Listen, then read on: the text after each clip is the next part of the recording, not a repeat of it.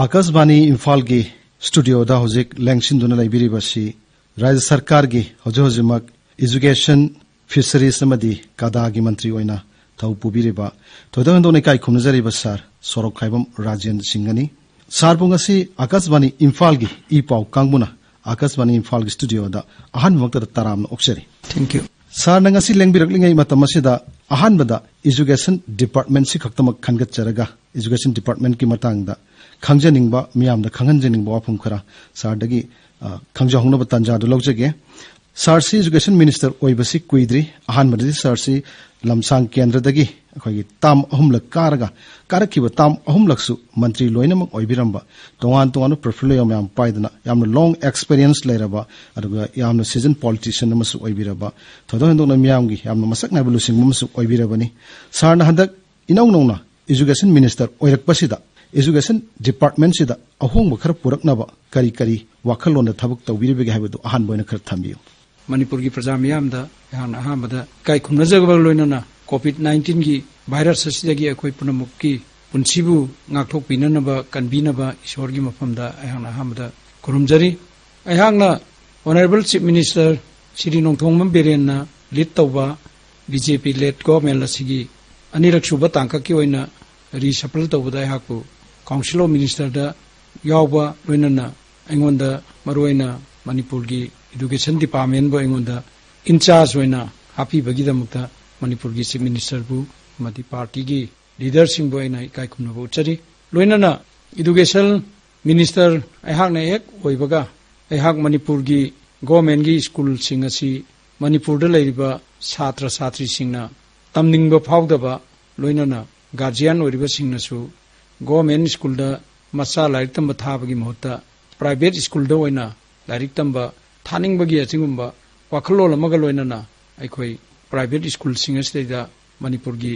Guardian Singh अमदी छात्र सिंह की वाखलोन सी सोमदा लैसनग्रकांदा अखोई गवर्नमेंट स्कूल ना डाउनफॉल ओरकपा छात्र लेरक्तबदगी नोमगी स्कूल सिंह असदा इनरोलमेंट तौनबा छात्र लेरक्तबसीना मरम ओरकांदा अहा एजुकेशन मिनिस्टर हेक ओइबगा अइंगोंदा याम नुआइतबम फावी मरमदी करिना हाइबकांदा मणिपुर सी गवर्नमेंट की सर्विस तवा व्हाइट जॉब त चंगिबा बिजनेस चंगिबा मिदी सामगी मनुंगदा 30% खतनी 70% अमदी अखोई लौ सिंगु रगा लोइनना डे टू डे अखोई नोमगी थबक सुरकांदा अखोई इमुंग पुनरिबा लोइनना अखोईगी धर्मगी ओइबा अखोईगी देवक्रम मयाम अमा अखोई कस्टमगी लैरिबा मयाम सिंग असिसु चटननबा होनबा मचासु लाइक तमनबा होनबदा यामना अवाबा मनि खनबगा लोइनना मचा मसु मयाम सिंग असि प्राइवेट स्कूल दा लाइक तंबा थारुरकांदा प्राइवेट स्कूल की खरसा पुबंगमदबदगी लाइक तंबा मसिंग तोक्तना ड्रॉप आउट छात्र की मसिंग सि मणिपुर दा असुकी मतिक यामना लैबसिदैदा अहाकी इहानान बो वाखल दे हा गवर्नमेंट स्कूल सिंग से अमुक खक्तंग फगत हलकांदा अखोई गार्जियन सिंग अमदी छात्र सिंग गवर्नमेंट स्कूल दा मिंग चनिंगबगी अदुगुंबा वाखलोल पोकननबगी दमक्ता अखोई गवर्नमेंट स्कूल दा अट्रैक्शन अमा गार्जियन सिंग की अमदी छात्र सिंग की अखोई फाउननबगी दमक्ता हा मसि इहानान पैकेट के हाइबगी खुंथांग लोइनना आई मणिपुर द लेरिबा अखोईगी गवर्नमेंट स्कूल कॉलेज लेरिबा मयाम सिंग से आई चटलगा लोइनमक आइना चटपंगम जगह खरा लोइनना आईगी डिपार्टमेंट की लेरिबा डायरेक्टर एडिशनल डायरेक्टर एजुकेशन यू लोइनना एजुकेशन एस की एडिशनल डायरेक्टर वैली एमदी हिल मकोई सिंग सी थारकांदा जोनेन एजुकेशन जीटीओ सिंग एआईडीआई थारगा लेरम रिबा मागी सर्कल की अदुगुंबा लैरिबा स्कूल की इंफ्रास्ट्रक्चर लोइनना लैरिबा स्कूल की ग्राउंड लैरिबा महाकी मयाम सिंह अदो आई फोटोग्राफी तो हलकांदा इंगोंदा लोइना सबमिट तो हलकांदा अहा आईगी पुनिंग द फावी गार्जियन सिंह अमदी छात्र सिंहना गवर्नमेंट स्कूल बु मिंग चनिंगद्रिबा थाजद्रिबा सी करिनो हाइबकांदा अखोई इहाल हानबदा अखोईगी स्कूल की इंफ्रास्ट्रक्चर से लोइनमक फिबम तादबा मी चंगबा यादबा अदुगुंबा फलांग निंगाइबा अदगी फ्लोरिंग यादबा अदगी स्कूल की कंपाउंड चौकीदार निंथीना लेतबदगी ग्रेड 4 लेतबदगी अखोई नाफी हौजल लेबा सुमाइना तौबा अदगी अमुक्सु अखोई कोविड-19 लाखिबदगी अखोई कुमसी चहीजिमा अदुम क्लास तौदना लापदुगी स्कूल दा अखोई मी चंगदबगी सोंजनबा मयाम सिंग अदुना अखोई स्कूल सिंग असलेदा अखोई छात्र सिंगसिना मिंग चनिंगदबनी ममा मपा सिंगना मचा सिंगबु अखोई स्कूल दुगी कंडीशन दु येंगबदा अखोई चंगनिंगदबनी हाइदना अहा खल्ली अदुना अहांगना स्कूल फगलंगनबा अखोई गवर्नमेंट स्कूल से ब्रॉड आउट तौरनबा होनबदा इहालानबदा अखोई हिरम अनी खक दरकार ओय हना इलोई अदुदी अहानबा हिरमना स्कूल की इंफ्रास्ट्रक्चर से मतमगा चुनबा मोंगदा अखोई थंबा अदगी स्कूल दुदा लेरिबा अखोई डेस्क बेंच अदगी ब्लैक बोर्ड लेरिबा मयाम सिंग से मतमगा चानबा मोंगदा अखोई लोइनमक अखोई अनौबा ट्रेडिशन जिगी लाकपा अहोंबगा लोइनना अखोई डेस्क बेंच मयामगा से अखोई चेंज तौबा अदुगा अखोईगी मणिपुर की गवर्नमेंट स्कूल की ओजा सिंग से लोइनमक क्वालिफाई ओइबा गाक्तनी ग्रेजुएट टीचर लौबा कांदा कंपलसरी अखोई बेट याउदबा यादे अंडर ग्रेजुएट की ओजा लौबा कांदा डाइट ट्रेनिंग की पास तौबगी अदुगुंबा लौदबा यादे अदुना अखोईगी ओजा सिंग से लोइना वेल क्वालिफाई गाक्तनी एनी खुदिंगमक्ता अदुबु स्कूल दुदा छात्र लेत्रमनिना लाइरिक ताक्तबा क्लास लौदबा सिगुंबा मयाम लेबसिना अखोई थाइनगी अहलमनसिंगना हाइनबा नंदी कांग खतांग तारे ना हाइनबसि कइनो कांदा अथौबा थांगसि कांगदा सुम थमजनबा कांदा सीजन नदा कांदा माइ मथौदु मांगा ग कॉलिंग चासनबा दुमाइना अखोईगी फागरबा गवर्नमेंट स्कूल की क्वालिफाई ओइरबा मतिक चारबा ओजासिंगसे मथौ निंथिना मतिंग थोंना माकी लेरिबा टैलेंट्स मंगोंदा यावरिबा मयामसिंग मचाक मयामसिंग ओजा अमा ओइबगी यावरिबा मचाक मयामसिंग तो अखोई फजना निंथिदना फुदोगा तौहन्नबगी अदुगुंबा खुदोंग चाबदु छात्र लेत्रमनिना अखोई लेत्रे अदुना अहांना हुजिक खंजरी जेंदक अखोई स्टेट की प्लान दसु अदुगा भारत सरकार न समग्र की मखादा अदुदगी आरएमएस की मखादा कॉलेज दना रुसा की मखादा अखोई यूजीसी की स्कीम की मखादसु अखोई कॉलेज सेमजनबा कॉलेज की अनौबा बिल्डिंग सानबा अवाटपा क्लासरूम सिंग अदुगी लैबोरेटरी की लेरिबा अदगी इक्विपमेंट सिंग लेननबा अखोई यूजीसी की मखादा अखोई ग्रांट लौई लोइनना अखोई रुसा की मखादसु अखोई हारिबा फल सिंग असि मखोई थादरए अदुमाइन तौदना एजुकेशन की जसु अखोई क्लास 12 एजुकेशन एज की मखादा लेरिबा हायर सेकेंडरी अमसुंग हाई स्कूल अमदी प्राइमरी की थाकता लेरिबा सिंगसी आरएमएस की मखादा अमदी समग्र की मखादा अखोई स्कूल सिंग असि बिल्डिंग साबा मयाम अमा हौजि प्रोग्राम चही चही की पिरई मथंग चही की सु अखोई 2021-22 की दसु अखोई अयाम्बा प्रपोजल थारगा सानबा अखोई होनरी अदुना हारिबा मयाम सिंग असि अखोई चलगा येंबा कांदा स्कूल की बिल्डिंग सारगा लोइसलमदबा हौजि फावबदा लोइद्रिबा मयाम सिंगसी अखोई साबा वा ऑर्डर पीग्रगा साबा हौदबा मयाम सिंगसे अखोई फील्ड चलकांदा अखोई मफमदुगी स्कूल सारमिबा मयामदुगी फोटोग्राफ कॉपी लौरगा अखोई रेकॉर्ड तौरगा स्टार्ट सुतौ तौरमद्रिबा थबक सुहौ हौद्रिबा अदुगुंबा थबक सिंग अदुदी अखोई थबक 39 अखोई कक्थलगा अनौबा टेंडर प्रोसेस हुजिक तौरी अदुगा हारिबा सिंग अदु लोकेलिटी मयाम सिंगा येंगा कांदा अखोई थुना सानबा होनगनी अदुगा हंतकी स्टेट की प्लान की पैसा दसु अखोई वैली अमसुंग हिलदा खरा हेन्ना सोक्सनबा स्कूल सिंग हुजिक अखोई रिपेयरिंग तौबा फेंसिंग तौजनबा क्लासरूम तौबगी अखोई प्रोग्राम सेमदन लोरे अदुना अथुबा मतमदा अखोई सोइदनमकी स्कूल बिल्डिंग सिंगसे मसक मतौ नालहनबा अदगी मीना येंगबदा अखोई लाइरिक तमनिंगबा फाउनबसी अखोईगी स्कूल निको हाइबदा अखोई हाइनिंगबा अदुगुंबा पोकननबा अखोई हुजिक कन्ना अखोई एजुकेशन डिपार्टमेंट ना डे एंड नाइट अखोई कन्ना अगी लेरिबा कमिश्नर डायरेक्टर अमदी इंजीनियरिंग सिंग अखोई कन्ना थबक सुमिनरी लोइनना अखोईगी मणिपुर की बीजेपी लेड गवर्नमेंट असिगी लुसिंगिबा Shri Nongthombam Biren honourable chief minister असि अखोई एजुकेशन करमाइना फोगटलनगदगी हाइबगी वाखलगा लोइनना हौगिबा 2019 दगी महा स्कूल फगटलनजी हाइबा तोंगानबा मिशन लमा पुथोगा अखोई गवर्नमेंट स्कूल फगटनबा कन्ना होनकी केंद्र हुंपुगी स्कूल हुंपु केंद्र ममदा अमम लौखलगा अहानबा पाइखतपनी मसिदा अखोइना दुम खांगे अखोइना स्कूल फगटलनजी मिशन अखोइगी ऑनरेबल चीफ मिनिस्टर की अदुगुंबा मियेंग मखादा 2019 दई पाइखलकपा हौगलकपा सुगुंबा स्कूल असे अखोई स्कूल मंगा अमा संगाखरे अदुगी मतुंगदा स्कूल अमा अखोई ऑनरेबल मिनिस्टर बाल्टेगी अमगा संगाखरे अदुगा नहान ऑनरेबल चीफ मिनिस्टर यावना स्कूल मरी इम्फान एरियादा अखोई टीजी यावरगा मालोम मेघा अदुदगी अखोई रामलामपाल अमसुंग ईस्टर्न आइडेन हाई स्कूल थोंजुगी हारिबा सिंगसी संगाबा मतुंगदा अमु अखोई थौबालगी आइडियल हाई स्कूल लोइनना वांजिंग गी हाई स्कूल गा अखोई स्कूल सिंग असे अखोई संगाखरे मसी संगाबा कांदा अखोइना खांगी हानगी गवर्नमेंट स्कूल दा लेरंबा मखोई मखोईगी लेरंबा छात्रगी इनरोलमेंट मिंगचनबगी मसिंगदुगा हंतक स्कूल फगलनजी हाइबा सिगुंबा गी मखादा लौखलबा स्कूल सिंग असे 100% अखोई मिंगचनबगी मसिंगसी हेंगले ईस्टर्न आइडेन जी हाकुम छात्र चामग कुल ममांग द लेरंबनी हाय अदु स्कूल फगलनजी हायबसिगी अखोई मिसल सिदा यावर कांदा अखोइना स्कूल क्लासरूम अनोब खर साबा स्कूल की बिल्डिंग मयाम अखोई रंग तौबा सेमजिलबा अदगी अनोबा फाल डेस्क बेंच से अखोइना छात्र अनि अनि खगदंग तंबा याबा दुगुंबा सिस्टम दा अखोइना तौरगा चौरपा कासदेगी हंदक छात्र चनी ग हुंद्रा सुरे 100% की मथक मिंग चले अदगी आइगी लमसांग प्रजा हाई स्कूल जी छात्र 250 मुक लेरंबजी हुजिक छात्र 1,000 लेरे एसके आइडियल हाई स्कूल सुमनगी छात्र 250 खक लेरंबदो हौजिक 1000 की मथक लेरे सुमाइना अखोई गार्जियन सिंग अमदी छात्र सिंगसिना अखोई गवर्नमेंट स्कूल सिंगजिबु सुक्था थाजद्रबरा सुक्तम तमनिंगद्रबरा हाइबदी नतेब मतम खरा खिदंग अखोईगी स्कूल की बिल्डिंग मयाम सिंग इंफ्रास्ट्रक्चर मयाम सिंग से अखोइना फजना येंजनदबा अदुदगी अखोईगी स्कूल की हेडमास्टर सिंगसी हुजिक अयामन सुम रिटायर तौगिबदगी रेगुलर हेडमास्टर सि लेरक्तबा इंचार्ज न हेडमास्टर ओरपदुना मखोई फजना मागी एडमिनिस्ट्रेशन सि याम निंगथीदना अखोई तौगदबदु इंचार्ज होइबनिना चप मानबा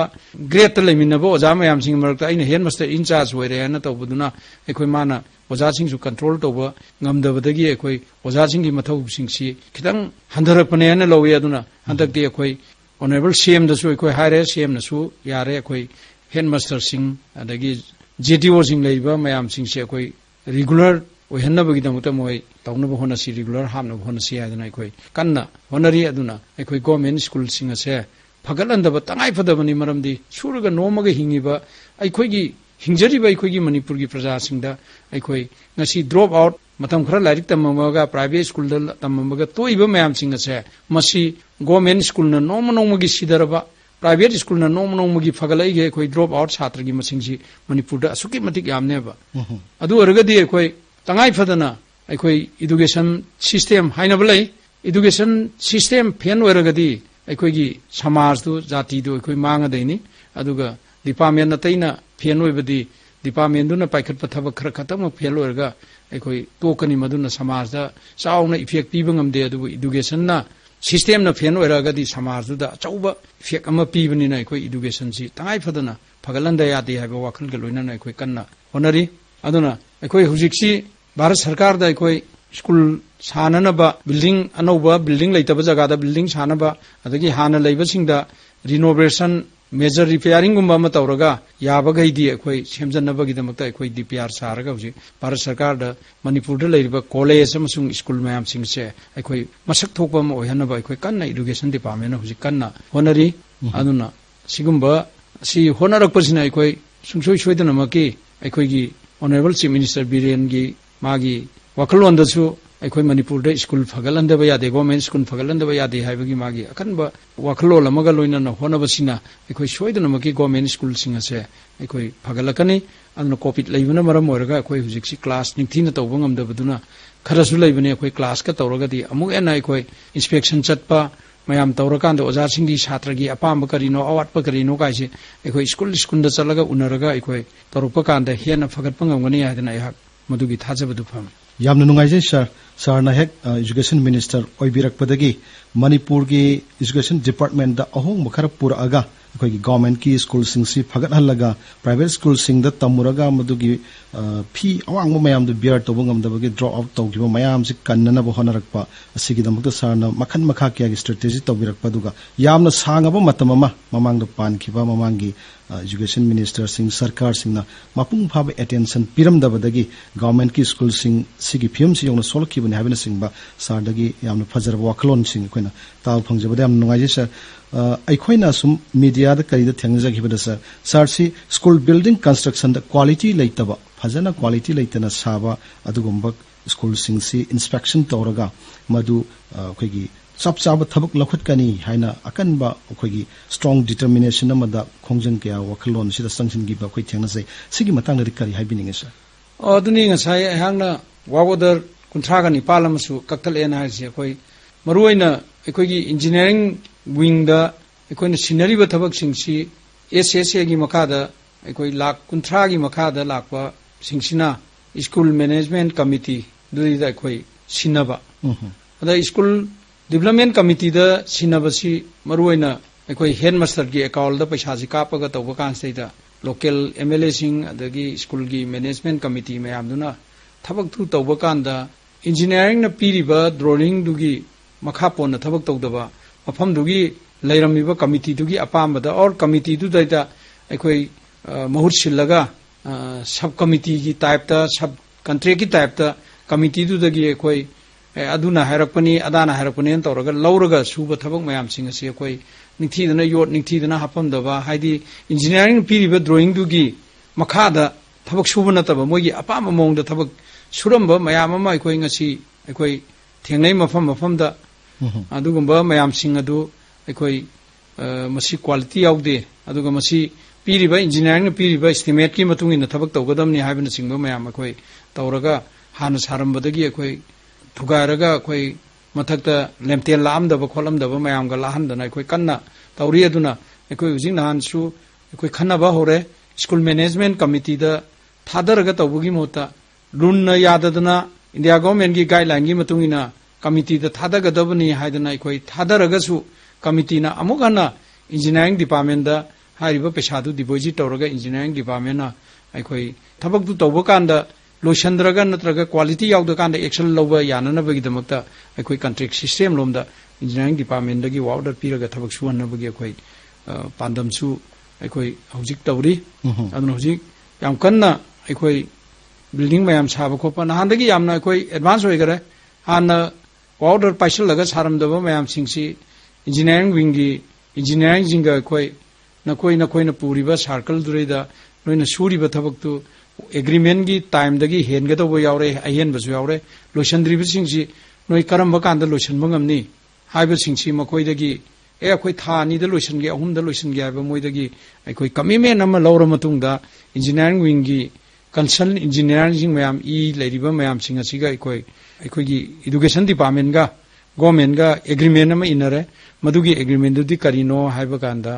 अखोई पर्सनल लायबिलिटी एक्ट 2006 की मतुंगिना थबकतु लोइसंद्रगदी मदुगी थबकतुबु अखोई सुपरविजन तौरिबा कंसर्न ओरिबा इंजीनियर दुगी मथक्ता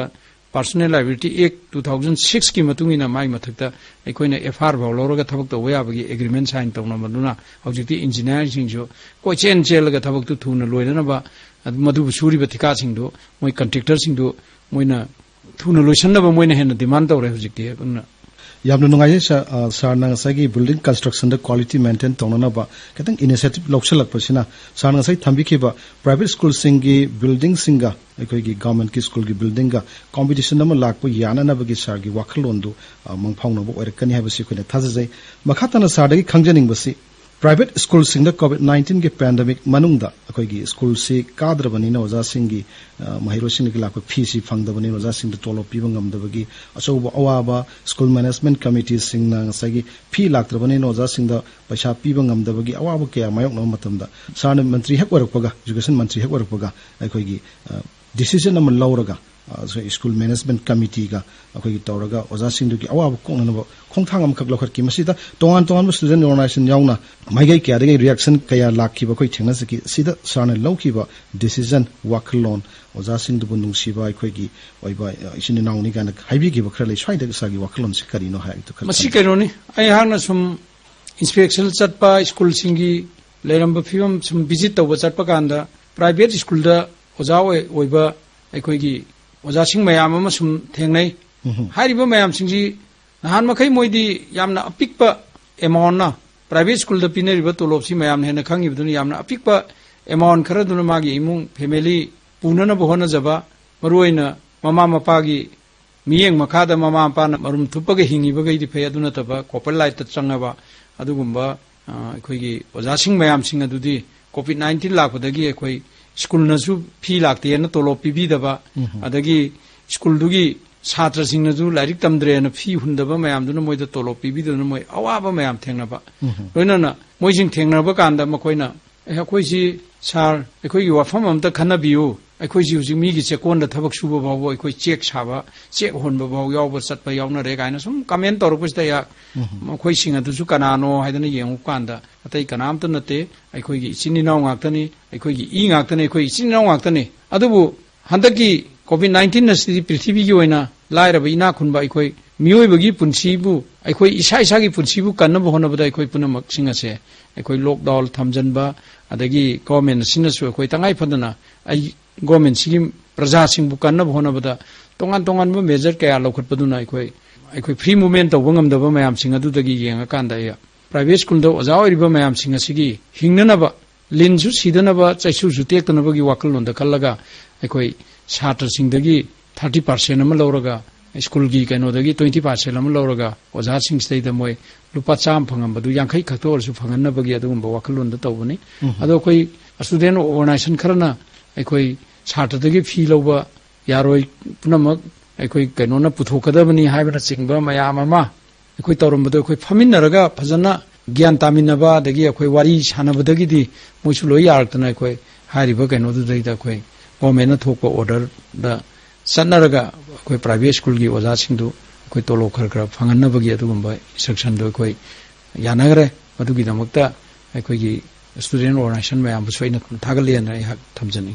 यामना नुवाइजे सर सार की फजखरबा अखोई की प्राइवेट स्कूल की ओजा सिंगसु अखोई की इगी इसिलिनाउ सिंगने मखोई की अवाबदसु सम अंगम खरदी मतंग पांगम थोई हाबा वाखलोन द लखटखिबा मदद मयामना लाना खनरमबसिंग कोना सार की वाखलोन खंगबिरकपदगी मखोइनासु याबिखिबगी पाउसि ताजबद यामना नुवाइजे सर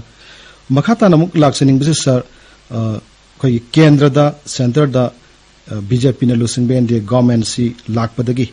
सांगलब सही यांखैरोम सी education system J सेमदोकप ngamdadana lakpadu honorable prime minister narendra modi na hawdokpidana national education policy hawdokpidana chanhanana bu khongthang amakak lokhal khai leba pumbada khoigi manipur state ki wena su education department na akan be initiative lobidana national education policy state sida phajana implement tawna na thorang kya packet piri masigi matang da sargna kari haibini khoi uji bharat sarkar na national education policy semukpa मसी अखोई state government सु welcome तोई लोइनना अखोई national education policy सी अखोई मणिपुर दसु चपचाना सननबा अखोई कन्ना honorary होय अदो सिगुंबा मतांग सिदनेना अखोई की मणिपुर की चीफ मिनिस्टर ओरिबा श्री नोंथोमम बिरेल की मागी गवर्नमेंट सैदा अखोई ममांग दसु अवार्ड थार ताबगी अवार्ड पिरखरे हंदकसु स्मॉल स्टेट सिंगी अखोई law and order and development कनो सिदा हंदकसु अखोई अवार्ड फास्ट आय हाइदना अवार्ड पिरखरे मसिमक आइना ऑनरेबल चीफ मिनिस्टर सी भारत की तोंगान तोंगान बा सर्वे रिपोर्ट की मोहन पिरैबे अवार्ड से आइना याबरा आइना खंजरी से अखोई की भारत सरकार ना नेशनल एजुकेशन पॉलिसी सी कन्न फोंगना होनरी गे माना स्कूल फगलनसी मिशन गा लौखटपा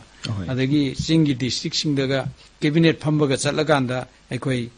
डेमोक्रेसी चटप लेपाक अमगी प्रजाना प्रजागी मिहुत खंजबगी चपचाबा डेमोक्रेटिक राइट टू प्रजादा ngasi गवर्नमेंट सिना पीदना अखोई प्रजा सिंगसी अखोई पीस कायदु फंगकप ngami सिदा मांगोंदा अवार्ड पिरकपर कायना खनबा आगी मसी चुम्मी कायना आई खंजबा वाखलोलमसु लै अदुगा लोइनाना अखोई नेशनल एजुकेशन पॉलिसी सी मणिपुर दा चपचाना चननबगी दमकता अखोई ताक फोर्स सम सेमगरे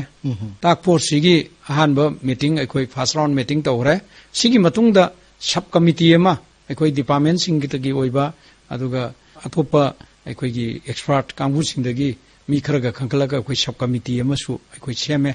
अदुना हौजिक अखोई नेशनल एजुकेशन पॉलिसी की दमकता अचौबा सेमिनार मा अवेयरनेस मा मयामदा नेशनल एजुकेशन पॉलिसी न पाइखर का दौरिसि करिनो हाइबना चिंगबा मयाम सिंगसिगी मरकता अखोई सिटी कन्वेंशन दा अवेयरनेस मा अखोई याम थुना तौरनी ऑनरेबल चीफ मिनिस्टर की इनकन्वीनियंस अखोई गाइदना लेबनी अदो नेशनल एजुकेशन पॉलिसी दा यावरिबा स्कूल फगलनजी मिसलगा मानरिसी स्कूल फगलनजी मिशन दा अखोई हौगिबदा मणिपुर दा ड्रॉप आउट छात्र सिंगसी थीरगा ड्रॉप आउट की छात्र से अखोई मी लिसिंग छात्र लिसिंग अमगी मथकता अखोई खंकलगा नौना अखोई गवर्नमेंट स्कूल दा इनरोलमेंट तौगरे मोइदा लारिक पिगरे बोय पिगरे यूनिफॉर्म पिगरे अखोई गवर्नमेंट ना प्रोवाइड तौरिबा इंडिया गवर्नमेंट ना तौरिबा मयाम सिंगसी अखोई तौगरे अदुना हौजिकसु नेशनल एजुकेशन पॉलिसी दा अखोई ड्रॉप आउट छात्र सिंगसी लोकल बॉडी सिंग नगर पंचायत की काउंसलर सिंग अदगी कोऑपरेटर इम्फाल म्युनिसिपल की दा कोऑपरेटर लेबा अदगी ब्लॉक लेवल की अखोई लोकल बॉडी लेबा मयाम सिंगसी अदगी सोशल ऑर्गेनाइजेशन सिंग लेबा मयाम सिंगसी तौरगा ड्रॉप आउट छात्र सिंगसी थीदोगा नमदना मुक लाइक तमहल्लो हाइबने अदगी अखोई की अहल लोरबा सिंग मयाम सिंगसीसु एडल्ट एजुकेशन ना तौरकांदा मखोइबु इबा पाबा मयेक चटपा हयनबगी वखलोन मयाम अमा हाइबदी अखोगी भारत लेरिबा मिपुम खुदिंगमक सिंग असे लोइना एजुकेशन पीयू हाइबगी सिगुम्बा नेशनल एजुकेशन पॉलिसी दे यावरी लोइना ना नेशनल एजुकेशन पॉलिसी दा अखोई 5+3+3+3+4 हाइदना सुमाइना ताक खरा खाइदोगा थमे अदुना प्री प्राइमरी 5+3 हाइदे प्री प्राइमरी की अपिक अंगांग सी अखोई मखोइदा याम थुना ब्रेल एडाप्ट तौननबा दगी मसा मौ फननबा इबल अदगी मैथमेटिक्स के अंक की सरुक फाउदा मोइदा तंबीबा होबगी अदुगंबा प्री प्राइमरी दा सी यावननबगी अखोई यावरी अदुगा मिडल दना अखोई की छात्र सिंगसी अखोई तोंगान तोंगान बा आइटम स्पोर्ट की दा अदगी आर्ट एंड कल्चर की दा जगोई इसै अदुदगी अखोई की कइनोदा वोकेशनल दा अखोई तोंगान तोंगान मखल की ट्रेनिंग कया पीरगा छात्र सिना हयेंग लारिक तंबा लोयरकांदा मागी लाइफ सी गवर्नमेंट की थबक फंगद्रगसु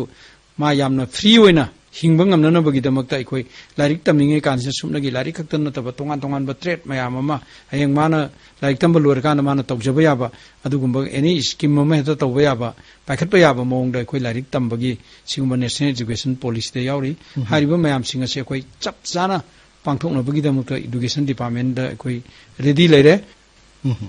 यामना नुंगाइजे सर सरना नेशनल एजुकेशन पॉलिसी सी मणिपुर दा मपुंग फाना चनहननब होननब अखोई मखातावा अकन बथबक लखतपिबगी पाउसी ताजबदा यामना नुंगाइजे मखाताना मु खंगेनिंग सर मिटै मयक सी अखोई स्टेट सिगी मयक अम ओइना लेरे मसी मणिपुर पब्लिक सर्विस कमीशन गुंबा यूनियन पब्लिक सर्विस कमीशन गुंबा सिगी कंबाइंड कॉम्पिटिटिव एग्जामिनेशन सिंगदा मिटै मयक सी अखोई यावहन्नब मसी सु थाबा याहन्नबगी कैबिनेट ना वारेप लौखिबगी पाउ ताजरे स्वागी मतंग सिदि करी हाइबिनिंग सर अखोई मणिपुर लोन सी नेपाल सुबा शेड्यूल द लेरे नेपाल सुबा शेड्यूल द लेबगा लोइनाना मणिपुर की अखोई स्कूल सिंगदा मैतै मेकी मयेक सी तंबा होरे अखोई लारी अदुबो मणिपुर सरकार ना अखोई अनौबा मैतै मेकी ओजा फजना मयेक सिदा निंगथिदना ट्रेल तौरबा ओजा सिंग अखोई पोस्ट ग्रेजुएशन तौबगी फाइनेंशियल प्रॉब्लम लेबनिना अखोई तौददना मणिपुर MIL ताकपा मणिपुरी लौबा ओजा सिंगदा अखोई मैतै मेकी कोर्स अमम अखोई ट्रेनिंग चलहलगा हुजि फाउदा सिनदना लेरिबनि अदुना अखोई नहान सेनापति द फंगिबा डिसेंबर की तांग 8 द फंगिबा कैबिनेट तुदैदा मणिपुर ऑफिशियल लैंग्वेज एक्ट 1979 सी दैदा मैतै रोना अखोई पब्लिक सर्विस कमीशन अखोई ऑफिशियल लैंग्वेज ओइबगी सी मैतै रोना मैतै रोनजी यारगा मयेक्ति बंगाली ओइरंबा मदुगिदो अखोई नहान की कैबिनेट एजुकेशन डिपार्टमेंट पुथो कांदा अखोई मैतै रोन ओब्लिक बंगाली ओब्लिक मैतै मयेक हाइदना अखोई मैतै मयेक सी अखोई हारिबा मणिपुर ऑफिशियल लैंग्वेज एक्ट दैदा अखोई पुथोकपा दा अखोई कैबिनेट आया पिगरे अदुना हदक लाकदोरिबा अखोई की असेंबली सेशन दा अखोई एक असि अमेंडमेंट तौरगा अखोई की सिगुंबा कैबिनेट वारेप लौग्रबा अखोई की मैतै मयेक पुसु इबा याबा मैतै मयेक नसु इबा याबगी सिगुंबा असि एक अमेंडमेंट तौरनी हाइबगी अदुनी अयाना थमजनिंगिबा यामना नुंगाइजे सर नसी चिल्लबा मतम क्या काइथोकपिदना सरना आकाशवाणी इम्फाल की स्टूडियो दलैंग बिरक्तना अखोई एजुकेशन मिनिस्टर मोइना एजुकेशन सेक्टर दा होजे होजेमक सरना हेक एजुकेशन मिनिस्टर ओइबिरकपदगी पाइखत पिरिबा पाइखत के खनबा मसुंग पाइखलक पियाबा थबक थोरम कयागी मतंगदा मियामदा खंगनानबगिदमक आकाशवाणी इम्फाल की पाउ उनदुना वारी सानबगी तंजा सि पिबिबगिदमक सारबु अमुक हना थागतसरी थैंक यू।